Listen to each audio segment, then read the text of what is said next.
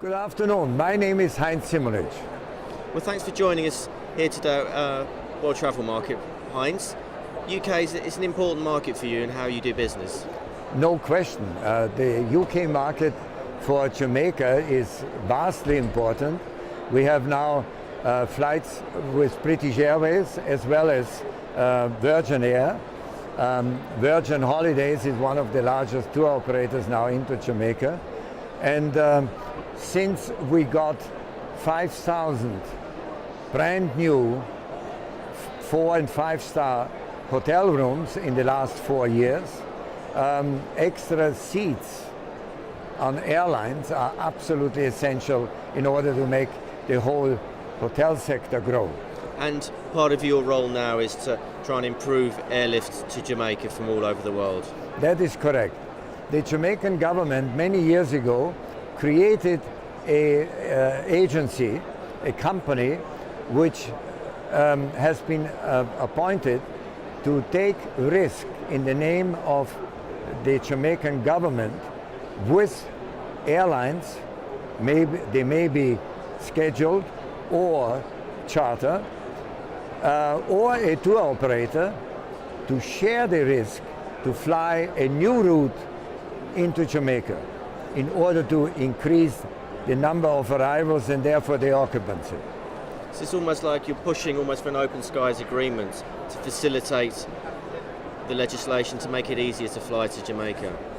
The open sky agreement is something which the whole Caribbean needs desperately. We don't have it yet. We are not the authority to make a decision on that. However, we certainly do recommend it very strongly to the agencies of civil aviation in Jamaica and naturally also in CARICOM. CARICOM consists of the former British possessions, 14 different countries, and everyone has a separate air policy. Now, whilst you're at the Half Moon, you were there for 39 years, but one of the triumphs you did manage to achieve was to increase the Japanese market. You're also trying to do that now with airlift to Jamaica. Yeah, what we had absolutely no Japanese business in Jamaica other than businessmen. And I was told by the tourist board, Carol Gantley was the director of the tourist board, and Hugh Hart was the minister under the Seaga government, and they hired one person in Tokyo with one desk and opened a tourist board office. I was advised of that, flew there and started to work. The Japanese business increased rapidly, so that we had at Half Moon alone, and it was not just Half Moon, but not all of Jamaica, but many hotels in Jamaica. I took in the summer months from April 1 to October 31, $16 million in revenue alone from Japan. That died down over the years due to various reasons, economic in Japan, and particular because of the lack of one-day flight possibilities into Jamaica. This may now be re-established via Atlanta with Delta Airline, and Delta is now, we are working with Delta very closely. We have not a final decision to start a late afternoon flight from Atlanta into Jamaica. That would make it possible to make one-day connections between Tokyo via Atlanta into Jamaica. And that is what the Japanese tour operator and the Japanese client wishes, because they have very short vacations and therefore they want to use every minute of the day and don't waste it on sitting at airports.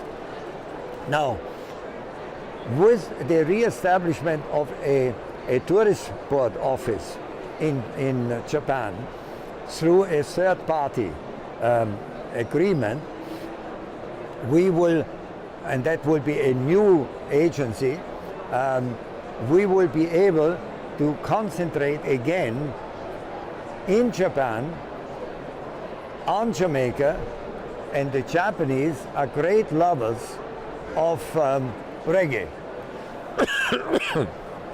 So, but without the airline seat, there's nothing you can do. Cancun has gotten our business pretty much because American as well as Continental had flights from Dallas or Houston into and out of Cancun. Now, China, everyone here is trying to tap into the Chinese market. Is that something you're particularly interested in for Jamaica?